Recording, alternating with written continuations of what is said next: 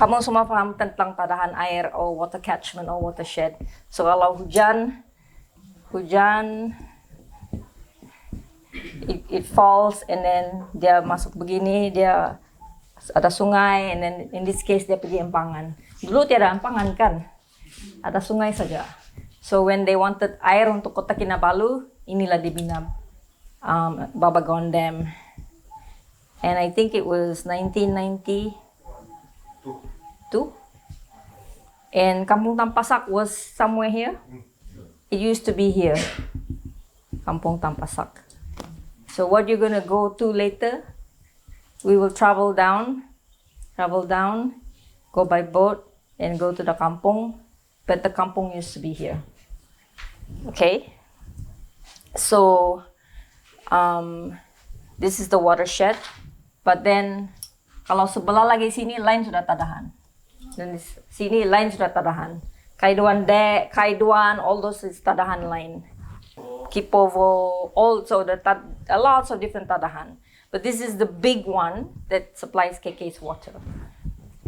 Okay, so in 2017, kalau saya tidak lupa, tidak salah, Forever Sabah dijemput oleh Kerajaan Sabah untuk membuat ni pilot payment for ecosystem services, pembayaran perkhidmatan alam sekitar. Apa perkhidmatan dia nih? Inilah perkhidmatan dia.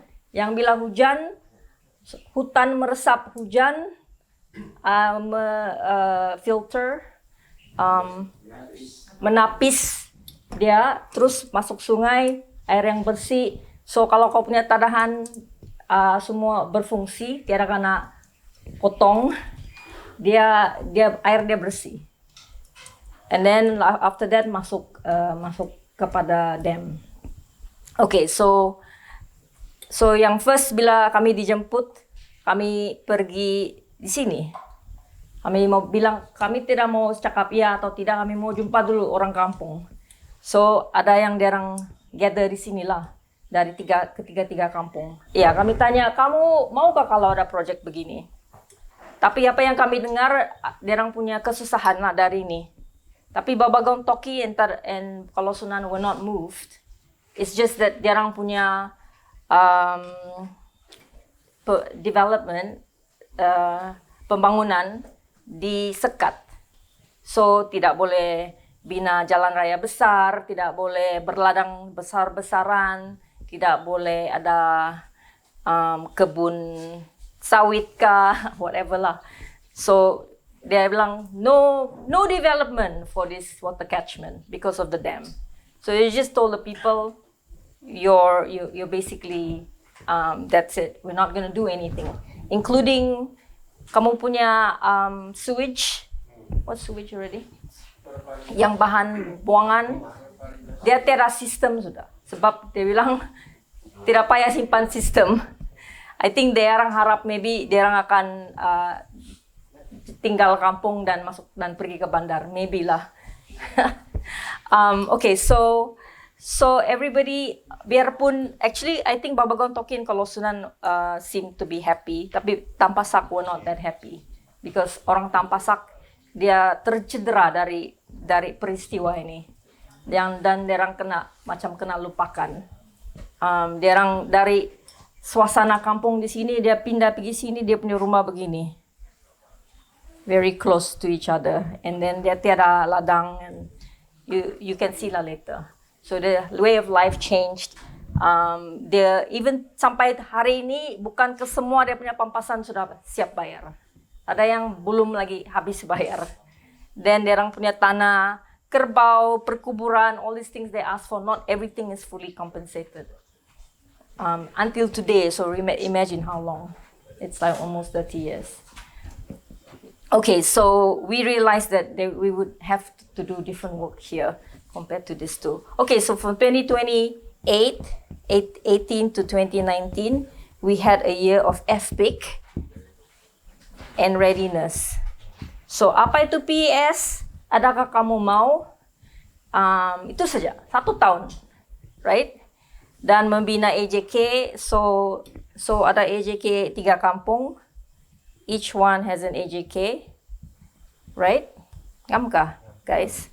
Dan lepas tu ada majelis 3 kampung. And then dengan kerajaan di meja yang panjang kita ada hasil bumi, Jabatan Air, Jabatan Perhutanan Sabah, Sabah Pax, DID, DBKK, siapa lagi? Jetama, the water concessionaire, Attorney General of Sabah. So ini ada satu komiti. So Forever Sabah bekerja dengan ini di sini. So this is FS. FS work with these guys to build this governance and with these guys. So setiap suku ada meeting dengan ini. Lepas ini sudah dibina beberapa bulan, ada majelis, diorang pun ikut pergi sini. Betulkah? And then so itu 1 tahun punya kerja, begini.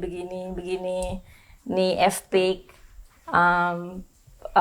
pemahaman apa itu PES dan apa potensi PES. Okay, after that 2019 to 2020,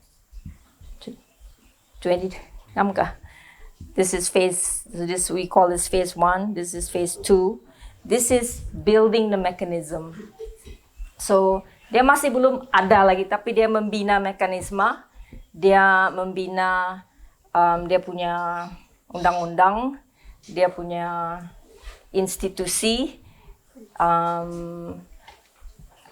sebagai rekomendasi kepada kerajaan Sabah.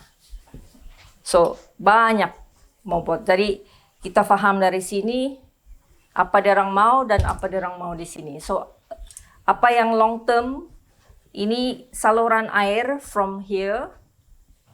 So water goes to KK. So imagine this pipes goes to KK. This is the logi. Okay, I'm simplifying here, yeah. So this is Jetama, the company with Jabatan Air.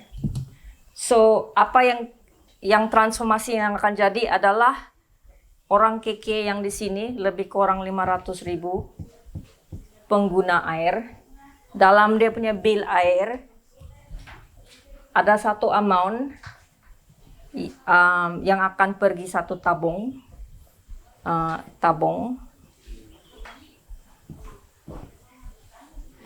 So this is gonna go from here.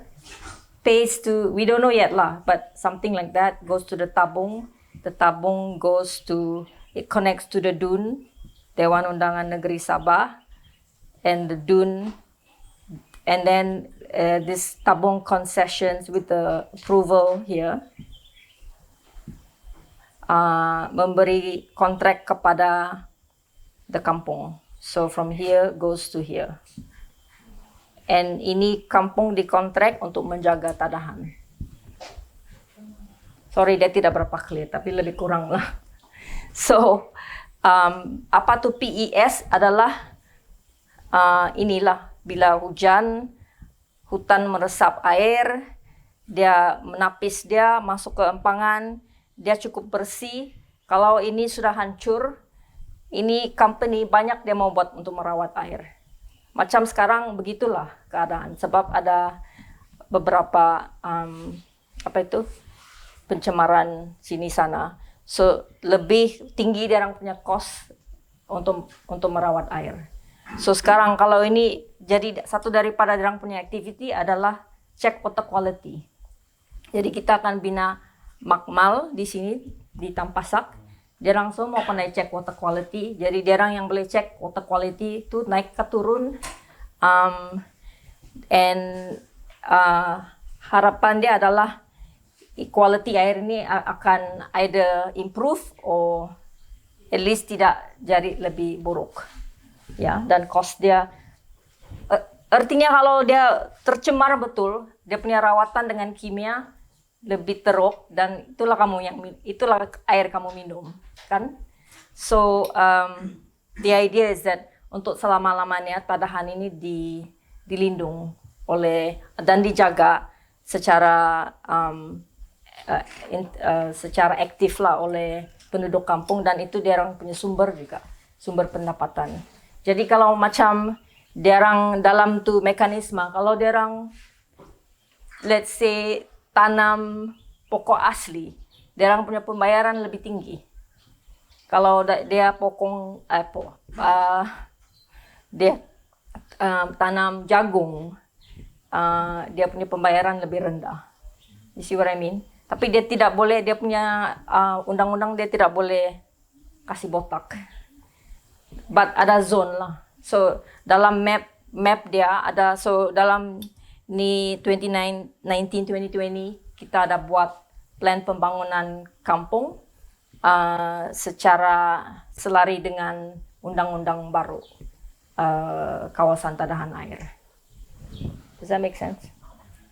Okay, so now the phase 3, we have that Sam is where's Sam? There. Sam is the project coordinator of, is the community component. So we kasih sambung yang sini. Tapi selepas actually at the end of 2020 dia orang sudah approve itu mekanisme. Dia sudah cakap ya. Tapi and then I don't know when was the government change. Dan NRO punya bos pun tukar juga. So we're like okay. So dalam tahun 2020 itu kita sambung lagi nih proses lah. Sebab kalau tiada tabung air nih, this tabung air, then this part won't happen. You understand? So the funding long term for this is going to be through this. So right now we have funding to do the community work, but it's just to keep the momentum. Dia belum secara sistemik. Ya, yang system change dia akan jadi bila ini sudah ditubuh, and then ini sudah jadi. Orang membayar. We have a proposal. Dia either dia peratusan dari bil air ataupun dia satu fix sum dalam sebulan bila dia dapat bil dia. So dia akan cakap di sana tabung Tadahan air Babagon, whatever, and then all that money secara transparent dia pergi sini. Kami tidak mau kontrol oleh Kabinet Sabah. Kami tidak mau dia orang boleh pakai itu duit. We put dia punya reporting to the DUN. And then this mekanisme semua ada di sini. Ada nih semua nih orang, tapi ada orang kampung pun ada. So this majlis dia ada di sini. Forever Sabah pun ada di sini dari segi dia punya governance. So ini bukan pihak kerajaan nih. Dia semua stakeholder ada di sini. So jabatan air ada, hasil bumi ada, I don't remember, maybe Jetama is there, this majlis is there, Forever Sabah is there, pengguna air pun ada dia punya wakil. So dia very transparent lah. Orang kampung has been looking after your water without you knowing it. Because their livelihoods have been deeply affected. They have not been able to do anything. They didn't get any services for rubbish, for tai, for anything. Road, that's why you see the road baru-baru saja ni begini. Very recently. You imagine 30 years they have a mud road. So that's what they did. And when we have this meeting here, and I told them at the first meeting, I said Tampasak people are very hurt. Dia macam begini. So I said kalau kamu mau buat ni project dan orang masih begitu perasaan dia, kau punya project tidak akan jadi, saya bilang. So saya timbulkan ni perkara dipanggil restorative justice. Artinya kau memulih itu situasi. Dia bilang, oh tidak masuk project ni. Jangan kau cakap begitu. So banyak juga lah gaduh-gaduh di komite ini. But I think after that kita paksa sama dia orang datang pergi kampung melawatkan.